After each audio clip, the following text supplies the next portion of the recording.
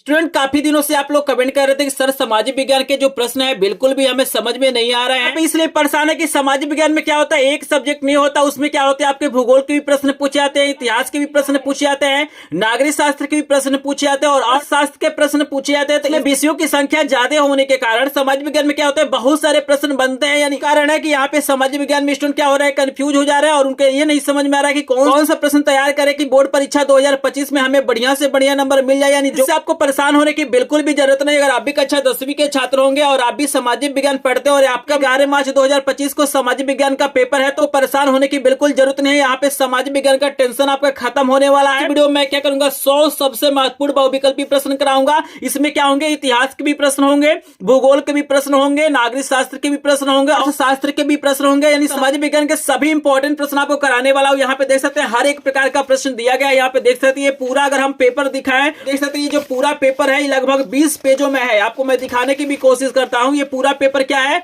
ये पूरा पेपर 20 पेजों में है। यानी हर एक प्रकार का प्रश्न इसमें दिया गया है। तो 100 प्रश्न तैयार कर लेते हैं तो यहाँ पे 100% गारंटी है, इससे बाहर कोई भी प्रश्न आपके बोर्ड परीक्षा में नहीं आने वाला। आपको लगता है कि आपने सामाजिक विज्ञान के सभी प्रश्न तैयार कर लिया है तो आप वीडियो के माध्यम से अपने आप को आप लोग पहचान भी सकते हैं कि सामाजिक विज्ञान की कितनी तैयारी है। यहाँ पे सब चाहते हैं सामाजिक विज्ञान में टॉप करना, तो इस वीडियो को ध्यान से देखिएगा। तो चलिए वीडियो को स्टार्ट करते हैं और इस मोस्ट इंपॉर्टेंट पेपर का सोल्यूशन आपको करा देते हैं। तो यहाँ पे देख सकते हैं आपको पहला जो इंपॉर्टेंट प्रश्न दिया गया है, प्रश्न दिया गया कि फ्रांस की क्रांति कब हुई थी। 4 ऑप्शन आपको दिया गया है। जल्दी से आप लोग कमेंट सेक्शन में बताइए और अपने आप को टेस्ट करिए क्या ये प्रश्न आपको तैयार है कि नहीं तैयार है। जल्दी से आप लोग बताइए फ्रांस की क्रांति कब हुई थी। बहुत ही ज्यादा इंपॉर्टेंट प्रश्न हर परीक्षा में पूछा जाता है। पहला दिया गया 1788, 1789, 1790, 1787। तो जल्दी से बताइए फ्रांस की क्रांति कब हुई थी।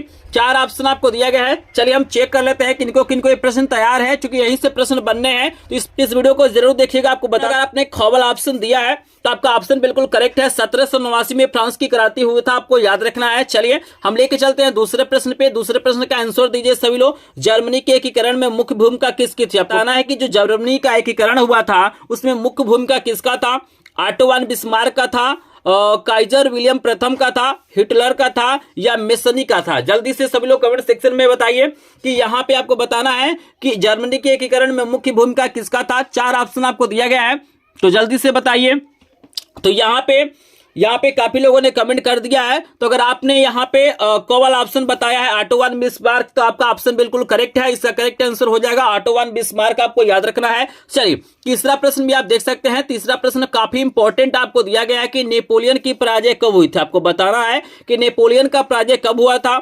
1814 में, 1815 में, 1816 में या 1817 में। जल्दी से बताइए। इस वीडियो में सभी प्रकार के प्रश्न कराऊंगा, चाहे भूगोल के प्रश्न हो, इतिहास के हो, अर्थशास्त्र के हो, नागरिक शास्त्र के हो, सभी प्रकार के प्रश्न आपको देखने के लिए मिलेंगे। अभी आप लोग इतिहास के इंपॉर्टेंट प्रश्न देख रहे हैं तो जल्दी से बताइए नेपोलियन का पराजय कब हुआ था। तो यहाँ पे 4 ऑप्शन आपको दिया गया है। तो अगर आपने ख वाला ऑप्शन चूज किया है तो आपका आंसर बिल्कुल करेक्ट है। 1815 में क्या हुआ था, नेपोलियन का पराजय हुआ था। यहाँ पे चौथा प्रश्न आपको दिया गया है कि 1789 में फ्रांस में राष्ट्रवाद की प्रथम अभिव्यक्ति का क्या परिणाम हुआ। फ्रांस की क्रांति, नेपोलियन का उदय, जर्मनी का एकीकरण, निरंकुश राजतंत्र का प्रारंभ। बताइए।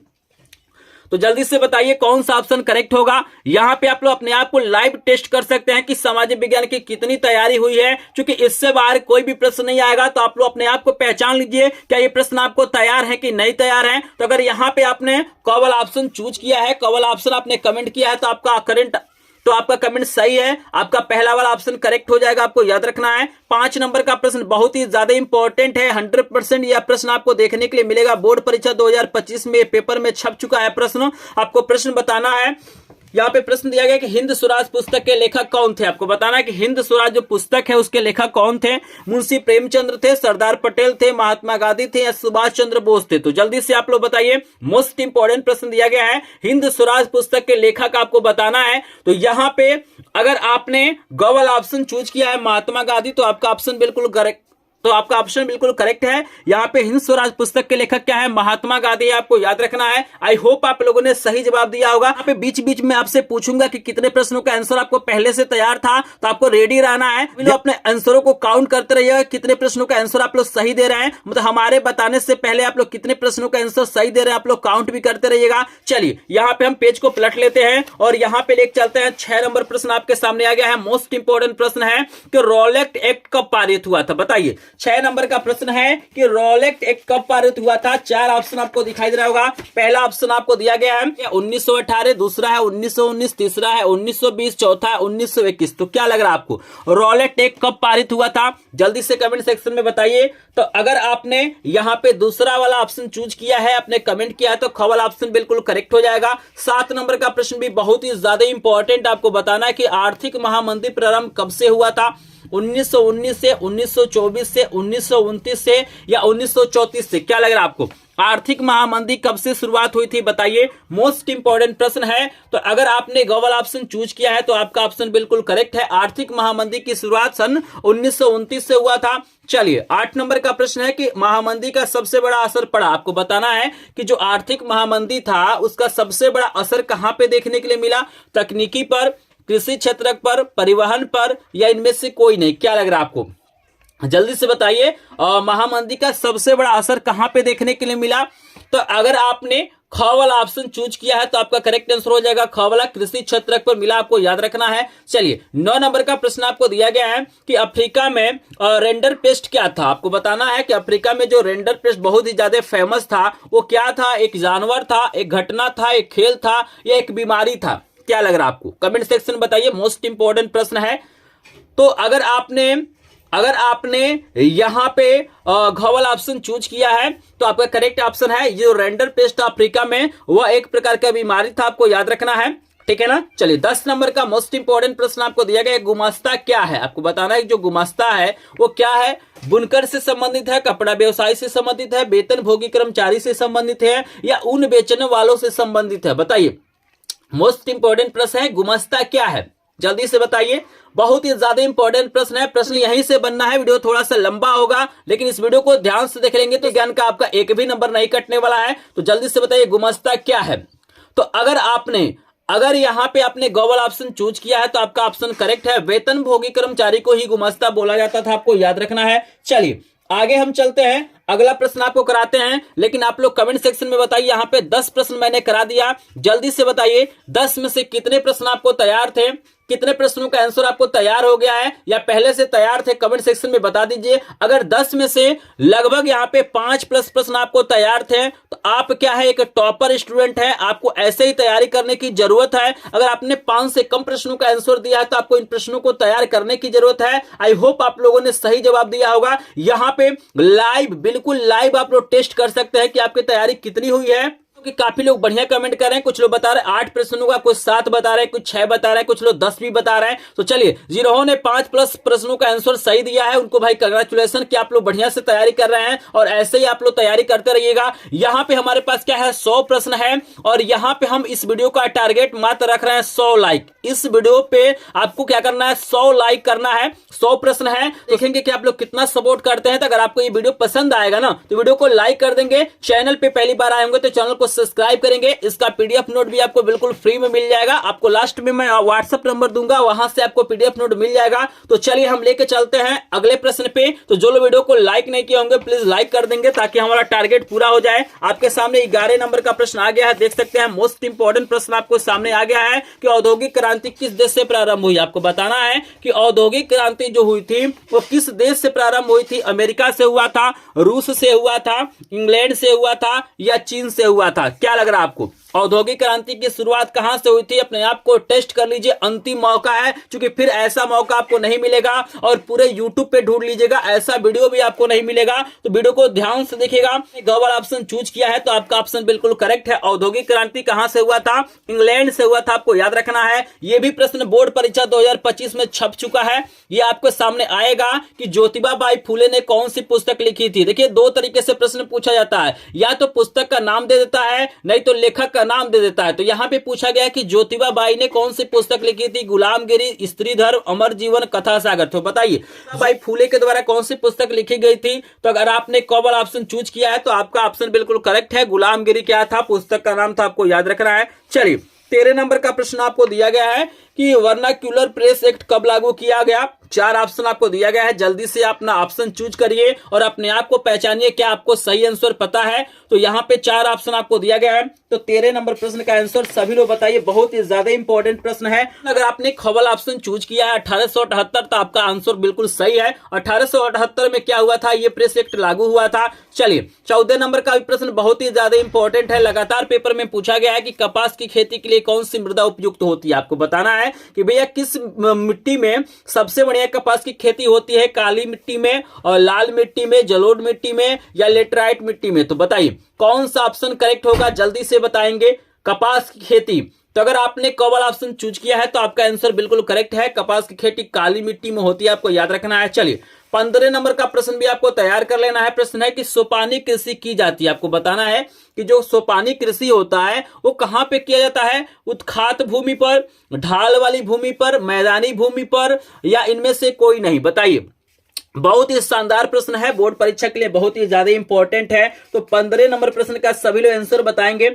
अगर आपने खवल ऑप्शन चूज किया है ढाल वाली भूमि तो आपका ऑप्शन बिल्कुल करेक्ट है। अगर आपने इसके अलावा कोई और ऑप्शन चूज किया है तो आपका ऑप्शन गलत है। तो अपने आप को भी आप लोग पहचानते रहिएगा। नेक्स्ट प्रश्न आपके सामने है कि हरा सोना निम्न में से कहा जाता है। आपको बताना है कि हरा सोना किसे कहा जाता है, प्राकृतिक वनस्पति को, घास के मैदान को, या आपको 2 और ऑप्शन दिया गया, हरे पेड़ को या सघन झाड़ी को। बताइए हरा सोना किसे कहा जाता है। तो आपको याद रखना है कि यहाँ पे ऑप्शन के अनुसार जो हमारा आंसर हो जाएगा, प्राकृतिक वनस्पति को हम लोग क्या कहते हैं, हरा सोना कहते हैं। लेकिन अगर ऑप्शन में आपको चाय दिया रहेगा, कहीं टी दिया रहेगा तो टी आपको क्या हो जाएगा, बिल्कुल करेक्ट हो जाएगा। चाय हमारा क्या होता है, हरा सोना कहा जाता है, लेकिन चाय नहीं है। तो जो प्राकृतिक वनस्पतियां उसे हम लोग हरा सोना कहेंगे, आपको याद रखना है। चलिए आपको लेके चलते हैं 17 नंबर का प्रश्न बहुत ही ज्यादा इंपॉर्टेंट है, तो वीडियो को बिल्कुल भी आपको मिस नहीं करना है। यहाँ पे 17 नंबर का प्रश्न है कि निम्नलिखित में से किस राज्य में बांधवगढ़ राष्ट्रीय उद्यान अवस्थित है। यानी बताना है कि किस राज्य में बांधवगढ़ राष्ट्रीय उद्यान मतलब स्थित है, मध्य प्रदेश में, राजस्थान में, पश्चिम बंगाल में या उत्तराखंड में। क्या लग रहा है आपको? 17 का करेक्ट आंसर सभी लोग बताएंगे। तो यहां पे अगर आपने कवल ऑप्शन चूज किया है तो बिल्कुल करेक्ट आंसर मध्य प्रदेश हो जाएगा। चलिए 18 नंबर का प्रश्न आपको दिया गया कि टिहरी बांध परियोजना किस राज्य में है। आपको बताना है कि टिहरी बांध परियोजना किस राज्य में है, पंजाब में है, गुजरात में है, उत्तराखंड में है या मध्य प्रदेश में। बताइए टिहरी बांध परियोजना किस राज्य में है, कमेंट सेक्शन में बताइएगा। इंपॉर्टेंट प्रश्न है। तो अगर आपने उत्तराखंड चूज किया है तो आपका आंसर बिल्कुल करेक्ट है, उत्तराखंड में टिहरी बांध परियोजना है। चलिए 19 नंबर का प्रश्न आपके सामने आ गया है कि इनमें से कौन सा रबी फसल है। बताइए इसमें से कौन सी ऐसी फसल है जो रबी की फसल होगी, चावल है, मोटे अनाज है, चना है या कपास है। बताइए 19 नंबर प्रश्न का करेक्ट आंसर सभी लोग कमेंट सेक्शन में बताइएगा। बहुत ज्यादा इंपॉर्टेंट प्रश्न है। अगर आपने चना चूज किया है तो आपका गॉगल ऑप्शन बिल्कुल करेक्ट है। 20 नंबर का प्रश्न है कि निम्नलिखित में से कौन सा रोपण कृषि की फसल है। बताइए रोपण कृषि की फसल आपको बताना है कौन है, कहवा है, कपास है, तिलहन है या गेहूं है। तो 20 नंबर का सभी लोग आंसर बताइए। मोस्ट इंपॉर्टेंट प्रश्न है, बोर्ड परीक्षा में फसलों के प्रकार आपसे पूछा जाता है। तो बताइए अगर आपने खवल ऑप्शन चूज किया है तो कपास बिल्कुल करेक्ट आंसर है। तो चलिए तो यहाँ पे हमने 20 प्रश्न यहाँ पे कंप्लीट करा दिया। जल्दी से आप लोग बताइए 20 में से कितने प्रश्नों का आंसर आपने सही दिया है या कितने प्रश्न आपको तैयार हो गए हैं। तो अगर 20 में से लगभग आपको 15 प्लस प्रश्न तैयार हो चुके हैं या आपको पहले से पता है तो आप एक टॉपर स्टूडेंट हैं। अगर इससे कम प्रश्न आपको तैयार है तो आपको तैयारी करने की जरूरत है। पहला यूट्यूब पे ऐसा वीडियो है जिसमें आप लोग क्या कर सकते हैं, अपने आप को यहाँ पे टेस्ट कर सकते हैं कि आपकी कितनी तैयारी हुई है। और यहाँ पे मैंने सभी विषयों के 100 इंपॉर्टेंट प्रश्नों का वीडियो डाला है, तो उसको जरूर देखिएगा और सबका पीडीएफ नोट पाने के लिए वीडियो को लास्ट तक देखिएगा। अभी मैं अपना व्हाट्सएप नंबर दूंगा, जैसे ही वहां पे मैसेज करेंगे आपको पीडीएफ नोट मिल जाएगा। काफी लोगों ने कमेंट कर दिया है, कुछ लोग 15 बता रहे हैं, लोग कुछ लोग 20 बता रहे हैं, कुछ लोग 18 प्रश्न बता रहे हैं। तो चलिए बहुत बढ़िया, जिन्होंने 15 प्लस प्रश्नों का आंसर दिया है भाई उनको कंग्रेचुलेशन है, बधाई है कि आप लोग बढ़िया तैयारी कर रहे हैं। लेकिन जो लोग वीडियो को लाइक नहीं किए होंगे प्लीज वीडियो को लाइक कर देंगे, क्योंकि यहाँ पे इस वीडियो का टारगेट है 100 लाइक, लेकिन अभी तक 20 प्रश्न मैंने कराया है, 20 लाइक इस वीडियो पर नहीं हुआ है। लेकिन प्रश्न समझ में आ रहा है, वीडियो पसंद आ रहा है, प्लीज लाइक कर देंगे, क्योंकि आप सब्सक्राइब भी क्या होता है, हमारा मोटिवेशन होता है। आप लोग मोटिवेट करेंगे तो हम इस तरह का वीडियो डालते रहेंगे। चलिए 21 नंबर का प्रश्न कराते हैं कि श्वेत क्रांति संबंधित है। आप बताइए श्वेत क्रांति का संबंध किससे हो सकता है? थोड़ा सा दिमाग दौड़ाएंगे, थोड़ा सा आपके पास कॉमन सेंस होगा तो इसका आंसर आप लोग बता देंगे। चूंकि बहुत ही आसान है। श्वेत, इसमें से देख लीजिए कौन सफेद होता है। जो सफेद होता है वही श्वेत क्रांति से संबंधित है। तो दुग्ध उत्पादन से, गेहूं उत्पादन से, मछली उत्पादन से, या इनमें से कोई नहीं। तो सभी लोग जानते हैं भाई दूध क्या होता है? सफेद होता है। तो यहां पे क वाला ऑप्शन बिल्कुल करेक्ट हो जाएगा। चलिए 22 नंबर का प्रश्न है कि निम्नलिखित में से कौन सा परंपरागत संसाधन, आपको बताना है। आपको 4 ऑप्शन दिया जाएगा, इसमें आपको बताना है कि कौन सा ऐसा मतलब संसाधन है जो परंपरागत है। तो चलिए ऑप्शन को हम देख लेते हैं। सभी लोग रेडी रहिए, सभी लोग रेडी रहिए आंसर देने के लिए। तो यहाँ पे 4 ऑप्शन आपको नजर आ रहा होगा। जल्दी से सभी लोग ऑप्शन का आंसर दीजिए कि भाई कौन सा ऑप्शन करेक्ट होगा। पवन ऊर्जा और सौर ऊर्जा, प्राकृतिक गैस, ज्वारी ऊर्जा। यहाँ पे परंपरागत संसाधन बताना है। तो अगर आप ग वाला ऑप्शन चूज किया है तो आपका आंसर करेक्ट है, प्राकृतिक गैस हो जाएगा। 23 नंबर का प्रश्न है कि निम्नलिखित में से कौन सा खनिज आधारभूत है? आपको बताना है इसमें से कौन सा ऐसा खनिज है जो आधारभूत है। मैग्नीज है, अभ्रक है, लौ अयस्क है, तांबा है। बताइए 23 नंबर का करेक्ट आंसर बताइए। सोचिए कौन सा ऐसा खनिज है जो आधारभूत है। तो अगर आपने गो वाला ऑप्शन चूज किया है तो गो वाला ऑप्शन बिल्कुल करेक्ट हो जाएगा। आई होप आप लोगों ने सही आंसर दिया होगा। 24 नंबर का प्रश्न है कि कृषि आधारित उद्योग का उदाहरण है। बता, आधारित उद्योग है मतलब कौन सी ऐसी मतलब उद्योग है जो कृषि से संबंधित है। तो यहां पर भी अगर थोड़ा सा आप लोग दिमाग दौड़ाएंगे ना, थोड़ा सा कॉमन सेंस दौड़ाएंगे तो आप लोग इसका आंसर बता सकते हैं। बताइए कौन सा ऐसा इसमें उद्योग है जिसमें कृषि की आवश्यकता पड़ती है? लोहा एवं इस्पात, सूती वस्त्र उद्योग, रासायनिक उद्योग, सीमेंट उद्योग। तो यहाँ पे देखिए आप सभी जानते हैं कि सूती वस्त्र बनाने के लिए कपास का प्रयोग किया जाता है और कपास की खेती होती है। तो ख वाला ऑप्शन बिल्कुल करेक्ट हो जाएगा। अगर आपने ख वाला ऑप्शन दिया है तो आपका आंसर बिल्कुल करेक्ट है। 25 नंबर का प्रश्न है कि निम्नलिखित में से कौन सा उद्योग बॉक्साइट को कच्चे माल के रूप में प्रयोग करता है? तो बॉक्साइट के बारे में अगर आप लोग पढ़े होंगे, बॉक्साइट एक प्रकार का अयस्क है, ठीक है ना। तो ये किसका अयस्क है? अगर विज्ञान पढ़े होंगे तो आंसर दे सकते हैं किसका है, बताइए। तो अगर आपने क वाला ऑप्शन चूज किया है तो बिल्कुल करेक्ट आंसर क वाला हो जाएगा, क्योंकि एल्यूमिनियम जो होता है वो बॉक्साइट से ही प्राप्त होता है, आपको याद रखना है, ठीक है। चलिए 26 नंबर का प्रश्न है कि सबसे लंबा राष्ट्रीय जलमार्ग आपको बताना है।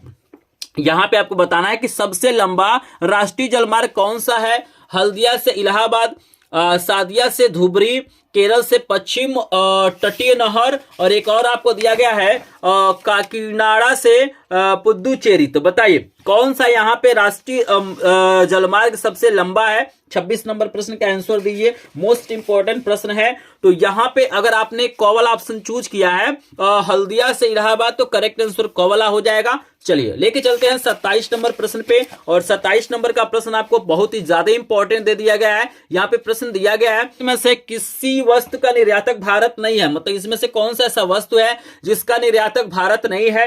कॉफी का, उर्वरक का, तंबाकू का, या चाय का? तो अगर आपने ख वाला ऑप्शन चूज किया है तो आपका आंसर बिल्कुल करेक्ट हो जाएगा। उर्वरक का निर्यातक भारत नहीं, आपको याद रखना है। 28 नंबर का प्रश्न बोर्ड परीक्षा 2025 में छप चुका है, इंपॉर्टेंट प्रश्न है। यानी जितने प्रश्न है वो बहुत ही ज्यादा इंपॉर्टेंट है, लेकिन जिनको मैं टिक कर रहा हूं मोस्ट इंपॉर्टेंट है, उनको बिल्कुल भी आपको मिस नहीं करना है। आपको बताना है कि श्रीलंका में निम्नलिखित में से कौन सा बहुसंख्यक वर्ग है? पहला ऑप्शन है तमिल, दूसरा है ईसाई, तीसरा है सिंगली, चौथा है मुस्लिम। तो बताइए कौन सा ऑप्शन करेक्ट होगा? ये प्रश्न छप चुका है, तो यहां पे याद रखना है अगर आपने गो वाला ऑप्शन चूज किया है तो आपका ऑप्शन बिल्कुल करेक्ट है। 29 नंबर का प्रश्न है कि विभिन्न स्तरों पर सत्ता का बंटवारा कहलाता है। आपको बताना है कि विभिन्न स्तरों पर सत्ता का बंटवारा क्या कहलाता है? 4 ऑप्शन आपको दिया गया है, सामुदायिक सरकार, गठबंधन सरकार, संघीय सरकार, एकात्मक शासन। क्या लग रहा है आपको? 29 नंबर का करेक्ट आंसर बताइए। तो अगर आपने 29 नंबर का करेक्ट आंसर दिया है तो आप लोग बहुत अच्छे स्टूडेंट हैं, क्योंकि इसका आंसर बहुत कम ही लोग दे पाएंगे। तो 29 का करेक्ट आंसर हो जाएगा ग वाला। तो अगर आपने 29 का संघीय सरकार ऑप्शन चूज किया है तो आप बहुत अच्छे टॉपर स्टूडेंट हैं। चलिए 30 नंबर का प्रश्न बहुत ही ज्यादा इंपॉर्टेंट है, बहुत ज्यादा इजी क्वेश्चन है, इसमें 100% सही आंसर आना चाहिए। तो जल्दी से बताएंगे, इसमें सभी लोग सही आंसर दीजिए कि भारत में सर्वाधिक बोले जाने वाली भाषा कौन सी है? हिंदी है, अंग्रेजी है, उर्दू है, पंजाबी है? तो देखते हैं भाई इस प्यारे से और इंपॉर्टेंट प्रश्न का आंसर कितने लोग सही देते हैं। तो बिल्कुल यहाँ पे मैं देख रहा हूं 100% लोगों ने सही आंसर दिया है। तो बिल्कुल आप लोगों ने सही आंसर दिया है। भारत में सर्वाधिक बोले जाने वाली भाषा क्या है? हिंदी है।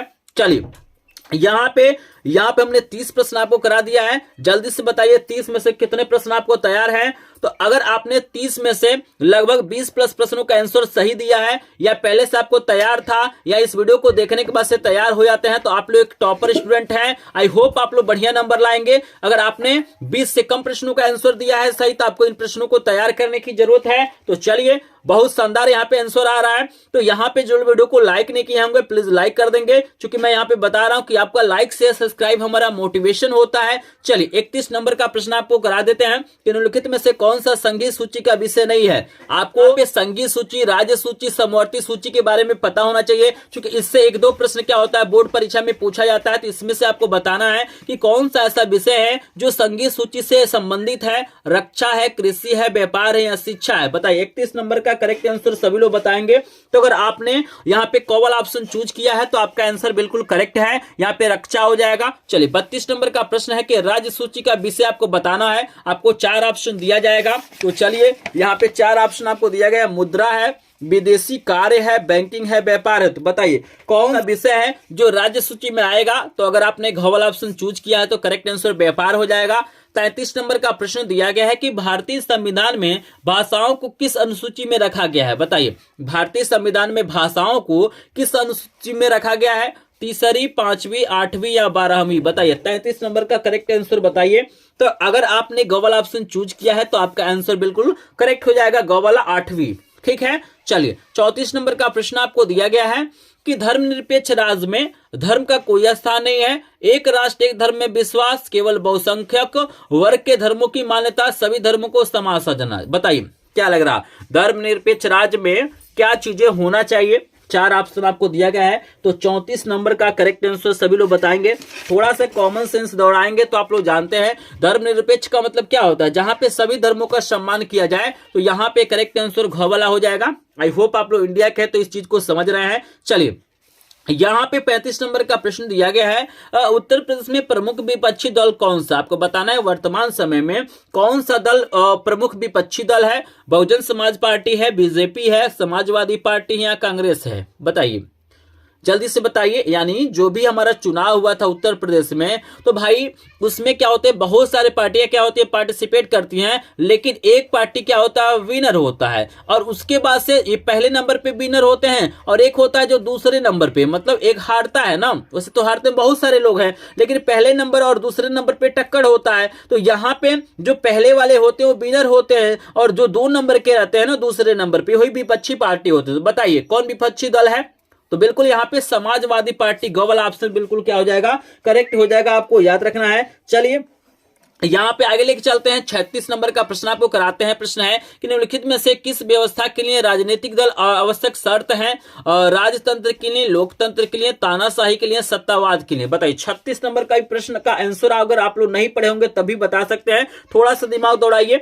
तो लोकतंत्र के लिए होते हैं, आपको याद रखना है, खवाला ऑप्शन करेक्ट है। और 37 नंबर का प्रश्न है कि जनता का जनता के लिए शासन किस शासन व्यवस्था को प्रदर्शित करता है। तो 4 ऑप्शन आपको दिया गया है, राजतंत्र को, लोकतंत्र को, तानाशाही को, इनमें से कोई नहीं। भाई जनता ही क्या है, सर्वोच्च है, तो यहाँ पे लोकतंत्र को कायम रखने के लिए यहाँ पे लोकतंत्र हो जाएगा, आपको याद रखना है। 38 नंबर का प्रश्न है कि निम्नलिखित में से कौन सा लोकतंत्र का अवगुण है। बताना है इसमें से कौन सा ऐसा मतलब फैक्ट है जो लोकतंत्र का अवगुण है। धनी व्यक्तियों का शासन, दलों में व्यक्तिवाद, बहुसंख्यक की प्राथमिकता, और इनमें से सभी। बताइए लोकतंत्र का अवगुण कौन सा हो सकता है। 38 नंबर का प्रश्न का आंसर सभी लोग दीजिए, बहुत ही ज्यादा इंपॉर्टेंट प्रश्न है, जल्दी से बताएंगे। तो यहाँ पे बता दूं, यहाँ पे सभी क्या है अवगुण है, तो यहाँ पे इनमें से सभी हो जाएगा। अगर आपने घोवल ऑप्शन चूज किया है तो आपका आंसर बिल्कुल करेक्ट है। 39 नंबर का प्रश्न आपको दिया गया है कि लोकतंत्र का प्रमुख गुण निम्नलिखित में से कौन सा। इसके पहले अवगुण पूछा था और यहाँ पे गुण पूछा जा रहा है। तो पहला दिया गया देशभक्ति की भावना, दूसरा है राष्ट्रीय चरित्र का निर्माण, तीसरा है प्रगतिशील सरकार, चौथा इनमें से सभी। बताइए 39 नंबर का करेक्ट आंसर दीजिए, बहुत ही शानदार प्रश्न आपको दिया गया है। तो यहां पर भी हमारा हो जाएगा इनमें से सभी। अगर आपने घोवल ऑप्शन चूज किया है तो आपका आंसर बिल्कुल करेक्ट है। 40 नंबर का प्रश्न का आंसर दीजिए, निम्नलिखित में से किस देश का मानव विकास सूचकांक सर्वोच्च है। आपको बताना इसमें से कौन सा ऐसा देश है जिसमें मानव विकास सूचकांक सबसे सर्वोच्च है, सबसे हाई है। श्रीलंका का, बांग्लादेश का, नेपाल का या पाकिस्तान का। बताइए 40 का करेक्ट आंसर बताएंगे, मोस्ट इंपॉर्टेंट प्रश्न है। अगर आपने 40 का क वाला ऑप्शन चूज किया है ना, तो आपका आंसर बिल्कुल करेक्ट है। यहां पे हमने 40 प्रश्न करा दिया।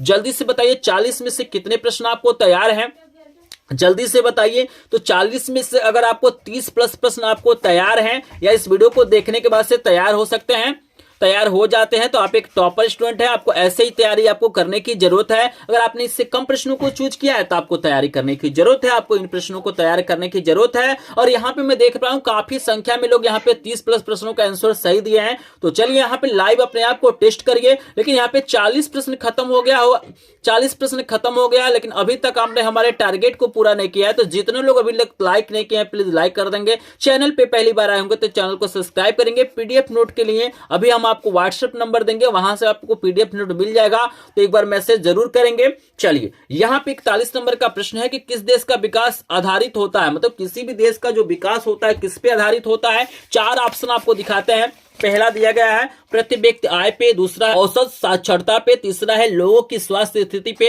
और चौथा आपको दिया गया इनमें से सभी। तो बिल्कुल करेक्ट आंसर घ वाला हो जाएगा, इनमें से सभी हो जाएगा, आपको याद रखना है। 41 नंबर का करेक्ट आंसर। चलिए 42 नंबर का प्रश्न है कि निम्नलिखित में से कौन सा एक विकसित देश है, आपको बताना है इसमें से कौन सा ऐसा देश है जो एक विकसित देश है। तो 42 नंबर का करेक्ट आंसर देंगे।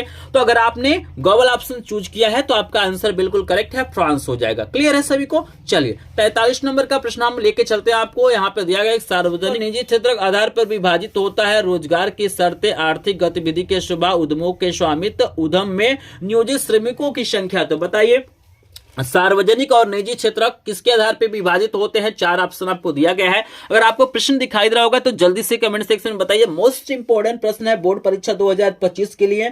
तो अगर आपने ग वाला ऑप्शन चूज किया है तो आपका आंसर बिल्कुल करेक्ट हो जाएगा। 44 नंबर का प्रश्न है कि निम्नलिखित में से किसे सेवा क्षेत्रक भी कहते हैं, मतलब सेवा क्षेत्रक को और किस नाम से जाना जाता है। प्राथमिक क्षेत्रक, द्वितीय क्षेत्रक, तृतीय क्षेत्रक, या इनमें से कोई नहीं। क्या लग रहा है आपको, जल्दी से बताइए। तो अगर आपने यहाँ पे 44 नंबर का करेक्ट ऑप्शन ग वाला चूज किया है तो आपका आंसर बिल्कुल करेक्ट है। तृतीय क्षेत्र को सेवा क्षेत्रक भी कहते हैं। चलिए 45 नंबर का प्रश्न है निम्नलिखित में से किसको कृषि क्षेत्रक भी कहते हैं। आपको बताना है इसमें से किस क्षेत्र को कृषि क्षेत्रक भी कहते हैं। प्राथमिक को, द्वितीय को, तृतीय को, या इनमें से कोई नहीं। तो 45 का आंसर सभी लोग देंगे। तो अगर आपने करेक्ट आंसर क वाला चूज किया है प्राथमिक क्षेत्रक बिल्कुल करेक्ट हो जाएगा। चलिए 46 नंबर का प्रश्न है कि निम्नलिखित में से कौन सा व्यक्ति असंगठित क्षेत्रक के अंतर्गत आता है। तो यहाँ पे हम पेज को पलट लेते हैं और ऑप्शन आपको दिखा देते हैं। पहला दिया गया है कृषि मजदूर, दूसरा है बैंक मैनेजर, तीसरा है सैनिक, और चौथा है इनमें से कोई नहीं। तो क्या लग रहा है आपको कौन सा ऑप्शन करेक्ट हो सकता है।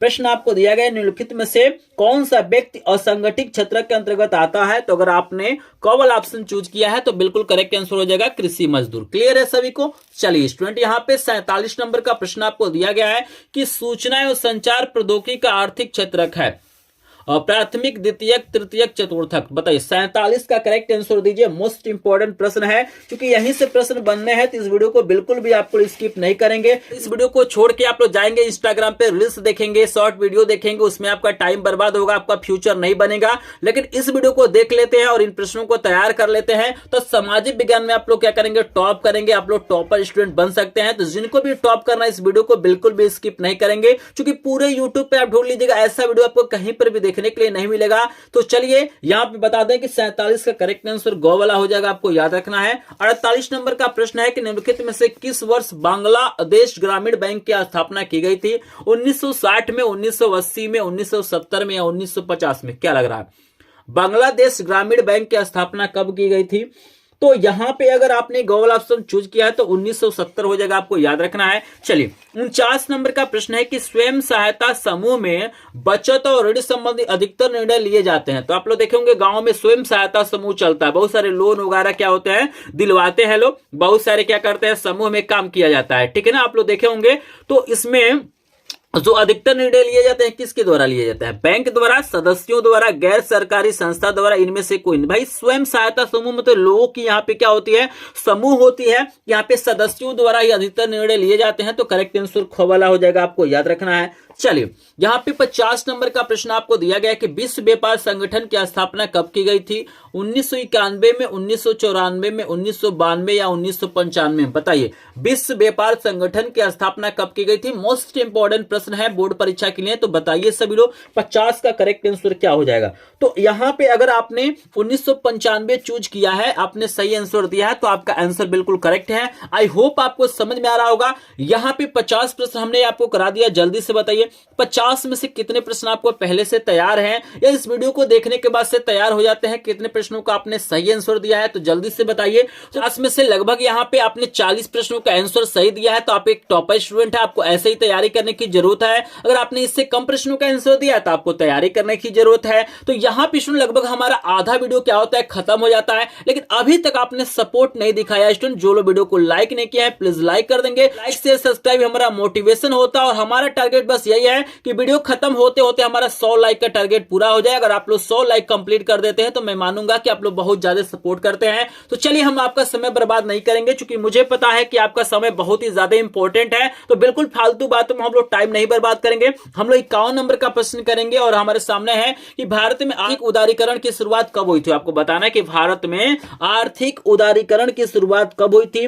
आपको दो ऑप्शन दिखाई दे रहा, पहला है 1991, दूसरा है 1989। दो और ऑप्शन आपको दिया गया है, यहां पे देख सकते हैं। दो और ऑप्शन आपको दिया गया 1995 और 1960। तो बताइए कौन सा ऑप्शन करेक्ट हो जाएगा। यहां पे 51 नंबर प्रश्न का आंसर बताइए। तो यहां पे बता दूं, अगर आपने कौन ऑप्शन चूज किया है 1991 बिल्कुल करेक्ट हो जाएगा।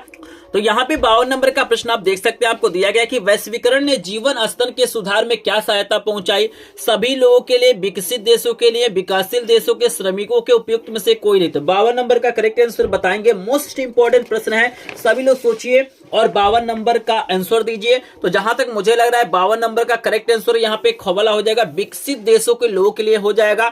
53 नंबर का प्रश्न आपको दिया गया है, देख सकते हैं। मोस्ट इंपॉर्टेंट प्रश्न दिया गया है कि विश्व के देशों में बहुराष्ट्रीय कंपनियों द्वारा निवेश का सबसे अधिक सामान्य मार्ग है। 4 ऑप्शन आपको दिया गया है, नए कारखानों की स्थापना, स्थानीय कंपनियों को खरीद लेना, स्थानीय कंपनियों से साझेदारी करना, उपयुक्त में से कोई नहीं। आपने यहाँ पे 53 नंबर का करेक्ट आंसर यहाँ पे ग वाला चूज किया है, तो आपका आंसर बिल्कुल करेक्ट है। स्थानीय कंपनियों से साझेदारी करना ही क्या था, इसका सामान्य मार्ग था, आपको याद रखना है। 54 नंबर का प्रश्न भी आपके सामने आ गया स्टूडेंट। आपको 54 नंबर का प्रश्न दिया गया है कि अंतरराष्ट्रीय व्यापार को उदार बनाने का उद्देश्य है। यहाँ पे 4 ऑप्शन आपको दिया गया, IMF का है, WTO का है, NATO का है, वर्ल्ड बैंक का है। तो बताइए अंतरराष्ट्रीय व्यापार को उदार बनाने का जो उद्देश्य किसका है। 4 ऑप्शन आपको दिया गया है। तो अगर आपने खवल ऑप्शन चूज किया है तो यहाँ पे करेक्ट आंसर WTO हो जाएगा, आपको याद रखना है। 55 नंबर का भी प्रश्न आपको दिखाई दे रहा होगा, काफी इंपॉर्टेंट प्रश्न आपको दिया गया है। प्रश्न है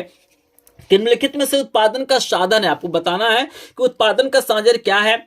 उत्पादन का साधन क्या है, पूंजी है, लाभ है, सेवाएं है या कर है। मोस्ट इंपॉर्टेंट प्रश्न है, तो जल्दी से सभी लोग आंसर दे देंगे भाई, ये मोस्ट इंपॉर्टेंट प्रश्न है। तो यहाँ पे अगर आपने यहाँ पे कौन ऑप्शन चूज किया है तो पूंजी हो जाएगा, आपको याद रखना है। चलिए 56 नंबर का भी प्रश्न स्टूडेंट यहाँ पे दिखा देते हैं। अगला प्रश्न जो आपका है 56 नंबर का मोस्ट इंपॉर्टेंट दिया गया है कि सूचना का अधिकार अधिनियम कब लागू किया गया। आपको बताना है कि सूचना का अधिकार अधिनियम कब लागू किया गया। अक्टूबर 2005 में, मार्च 2005 में, जनवरी 2006 में या अप्रैल 2007 में। तो बताइए सूचना का अधिकार अधिनियम कब लागू किया गया। 56 नंबर का करेक्ट आंसर बताएंगे, मोस्ट इंपॉर्टेंट प्रश्न है।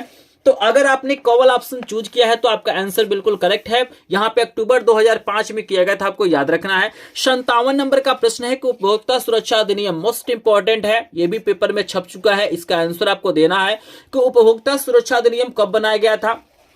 4 ऑप्शन आपको दिया गया है, 1982, 1984, 1985 और 1986। तो क्या लग रहा है आपको, 57 नंबर का करेक्ट आंसर देंगे। तो यहां पे अगर आपने घ ऑप्शन चूज किया है 1986 तो आपका करेक्ट आंसर हो जाएगा। 58 नंबर का प्रश्न है कि राष्ट्रीय उपभोक्ता अधिकार दिवस कब मनाया जाता है। 5 अप्रैल को, 22 फरवरी को, 24 नवंबर को, 24 दिसंबर को राष्ट्रीय उपभोक्ता दिवस कब मनाया जाता है। बताइए 58 नंबर का करेक्ट आंसर बताएंगे। तो यहाँ पे काफी लोगों ने सही आंसर काफी लोग सही आंसर दे रहे हैं। अगर आपने 24 दिसंबर करेक्ट आंसर चूज किया है तो आपका बिल्कुल करेक्ट आंसर है।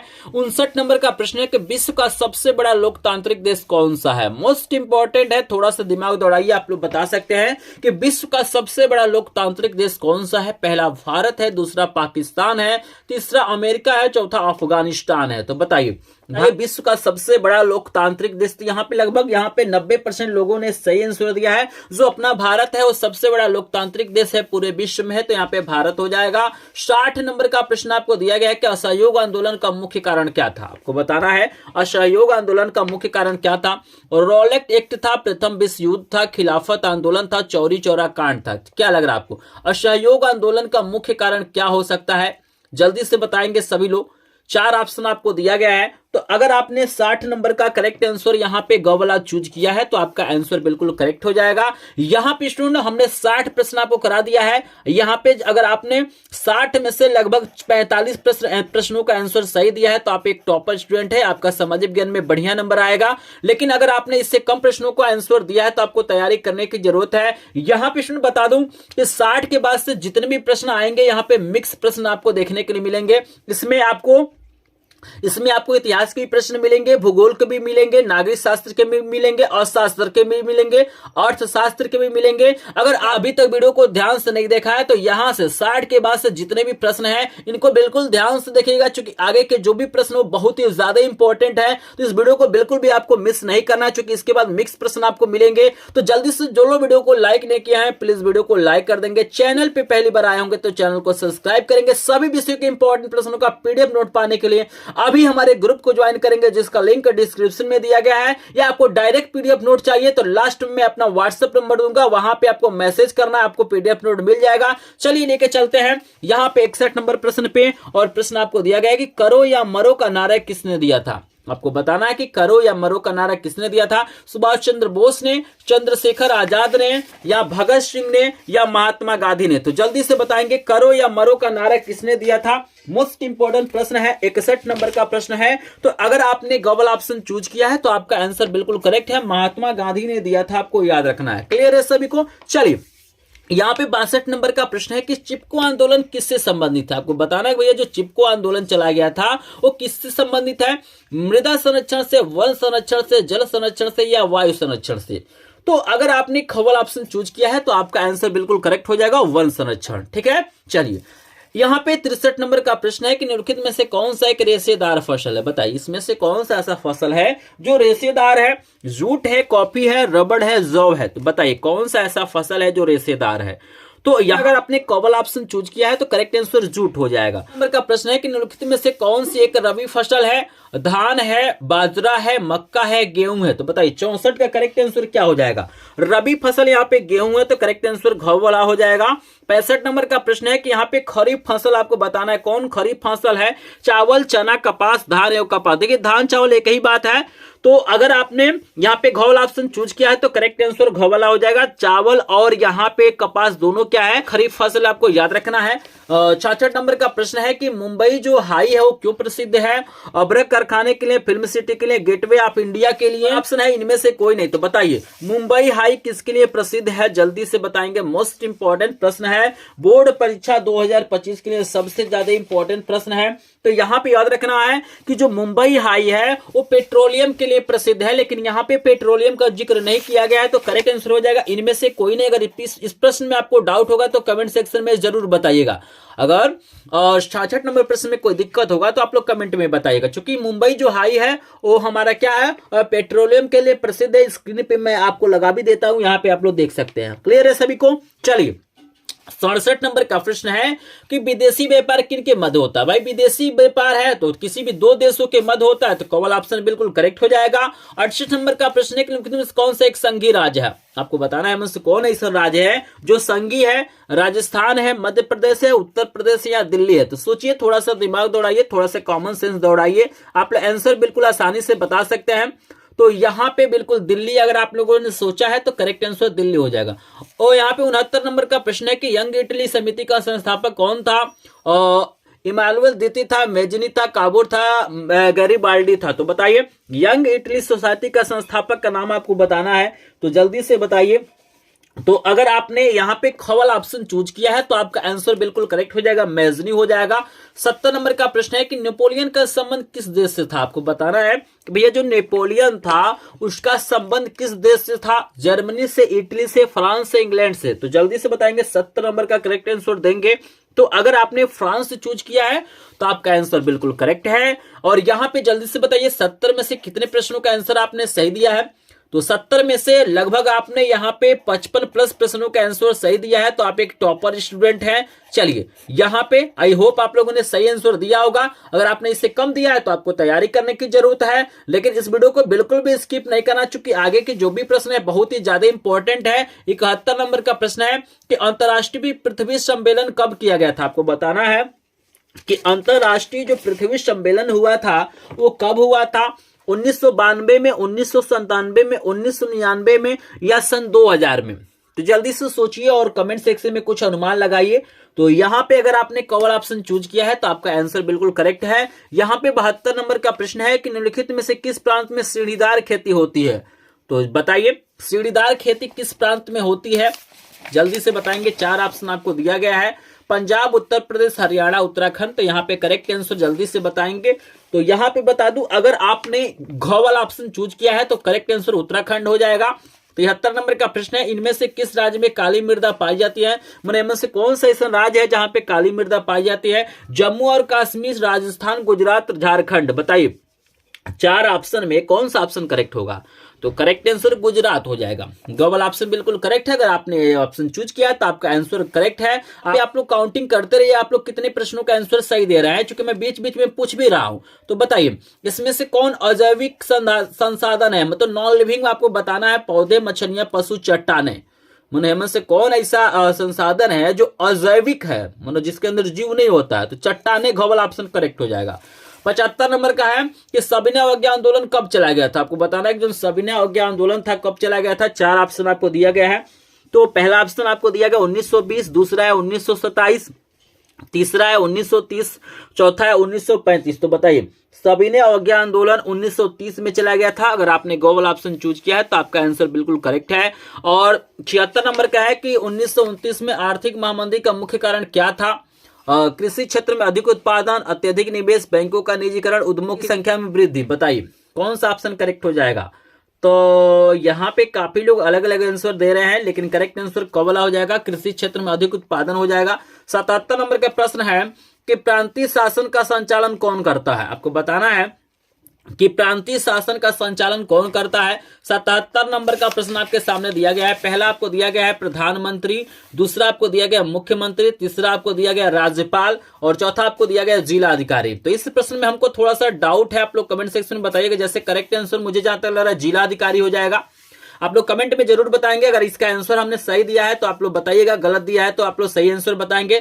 आपको हम लेके चलते हैं 78 नंबर प्रश्न पे। प्रश्न दिया गया निम्नलिखित में से कौन सा एक मिट्टी का प्रकार नहीं है। कौन ऐसा है जो मिट्टी का प्रकार नहीं है। काली, पीली, लेटराइट, सीमेंट। तो भाई सीमेंट थोड़ी ना मिट्टी का प्रकार है। घ वाला बिल्कुल यहाँ पे सही आंसर आपने चूज किया है। 79 नंबर का प्रश्न है कि काली मृदा किस फसल के लिए उपयुक्त होती है। मक्का, कपास, चना, कहवा। जल्दी से बताइए। अगर आपने वीडियो को बिल्कुल ध्यान से देखा होगा तो बिल्कुल आराम से इसका आंसर बता सकते हैं कि कौन ऐसा फसल है जिसमें काली मृदा उपयुक्त होती है। तो कपास अभी मैंने बताया था, ठीक है ना। इसी प्रश्न को घुमा फिरा के पूछा गया है तो कपास से यहाँ पे करेक्ट आंसर हो जाएगा। 80 नंबर का एक सलाल बांध किस नदी पर बनाया गया है। महानदी, चिनाब, सतलुज, कृष्णा। बताइए सलाल बांध कौन नदी पे है, जल्दी से बताइए।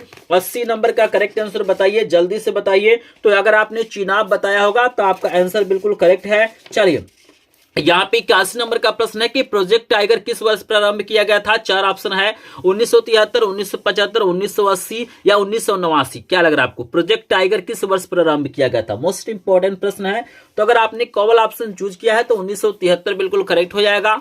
और 82 नंबर के प्रश्न है किसे औसत आय भी कहते हैं। कुल आय को, राष्ट्रीय आय को, प्रति व्यक्ति आय को, ये सभी। बताइए 82 नंबर के करेक्ट आंसर बताएंगे।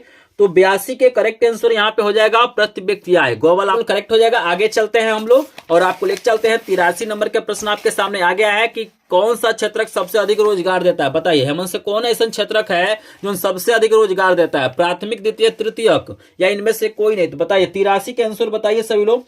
तो करेक्ट आंसर प्राथमिक। अगर क वाला ऑप्शन आपने चूज किया है तो करेक्ट आंसर क वाला। और 84 नंबर का है कि विभिन्न स्तरों पर सट्टा का बंटवारा क्या कहलाता है। सामुदायिक सरकार, गठबंधन सरकार, संघीय सरकार, एकात्मक सरकार। बताइए 84 के करेक्ट आंसर बताइए। तो यहाँ पे संघीय सरकार हो जाएगा, गो वाला ऑप्शन करेक्ट। 85 नंबर है कि निम्नलिखित में से संघात्मक शासन कहाँ नहीं है, मतलब कहाँ पे संघात्मक शासन नहीं है? भारत में, श्रीलंका में, बेल्जियम में, संयुक्त राज्य अमेरिका में। 85 के आंसर बताइए। तो श्रीलंका में आपको याद रखना है। क्लियर है सभी को? चलिए आगे चलते हैं भाई। बिल्कुल आपने वीडियो को ध्यान से देखिए, क्योंकि यहीं से प्रश्न बनना है, आपको बताना है। 86 नंबर का प्रश्न है कि सुंदरवन राष्ट्रीय पार्क किस राज्य में है? असम, उड़ीसा, पश्चिम बंगाल, मध्य प्रदेश। बताइए 86 के करेक्ट आंसर सभी लोग बताइए। सुंदरवन राष्ट्रीय पार्क कहां पे है? तो यहाँ पे गौल ऑप्शन करेक्ट हो जाएगा, पश्चिम बंगाल। 87 नंबर का प्रश्न है कि औपचारिक ऋण सबसे अधिक किस वर्ग के लोगों को मिलता है? समृद्ध परिवार, गरीब परिवार, अमीर परिवार, इनमें से कोई नहीं। बताइए औपचारिक ऋण सबसे अधिक किस वर्ग के लोगों को मिलता है? 87 का आंसर देंगे तो 87 का आंसर हो जाएगा अमीर परिवार, गौल ऑप्शन हो जाएगा। 88 नंबर का प्रश्न है कि एक मार्क किन वस्तुओं के लिए प्रमाणिक चिन्ह है? उपभोग वस्तुओं के लिए, इलेक्ट्रॉनिक वस्तुओं के लिए, या आपको दो और ऑप्शन दिया गया है, सेवा वस्तुओं के लिए या खाद्य वस्तुओं के लिए। जल्दी से बताएंगे, करेक्ट आंसर सभी लोग बताएंगे। तो करेक्ट आंसर हो जाएगा यहाँ पे घ वाला। 89 नंबर का प्रश्न है कि निम्नलिखित में से कौन सा खनिज धात्विक है? अभ्रक, लौह अयस्क, कोयला, चूना पत्थर। बताइए कौन सा ऐसा खनिज है जो धात्विक है? 89 नंबर का आंसर हो जाएगा लौह अयस्क। क्लियर है सभी को? चलिए 90 नंबर का प्रश्न है कि 1944 में ब्रिटेन वुड्स सम्मेलन कहां आयोजित किया गया था? ब्रिटेन में, अमेरिका में, फ्रांस में, भारत में। 1944 में। बताइए 90 नंबर का करेक्ट आंसर अमेरिका। अगर आपने खबल ऑप्शन चूज किया है तो आपका आंसर जल्दी से बिल्कुल करेक्ट है। चलिए 90 में से कितना प्रश्न आपको तैयार है? कितने प्रश्नों का आंसर आपने सही दिया है 90 में से? तो 90 में से लगभग यहाँ पे अगर आपने 70 प्लस प्रश्नों का आंसर दिया है तो आपका आंसर बिल्कुल करेक्ट था। तो आप एक टॉपर स्टूडेंट है और आप लोग क्या करेंगे? सामाजिक विज्ञान में टॉप करेंगे। लेकिन 90 में से अगर आपने 70 में से कम प्रश्नों का आंसर दिया तो आपको तैयारी करने की जरूरत है। वीडियो पे 90 लाइक नहीं हुआ है तो जो लोग अभी तक कंजूसी किया है प्लीज लाइक कर देंगे। चलिए आगे चलते हैं। 91 नंबर का प्रश्न है कि निम्नलिखित में कौन सा 1995 की वीना संधि से संबंधित है? 4 ऑप्शन आपको दिया गया है। बताइए 91 का करेक्ट आंसर क्या होगा? तो करेक्ट आंसर अगर आपने ख वाला चूज किया है तो बिल्कुल करेक्ट आंसर ख वाला हो जाएगा।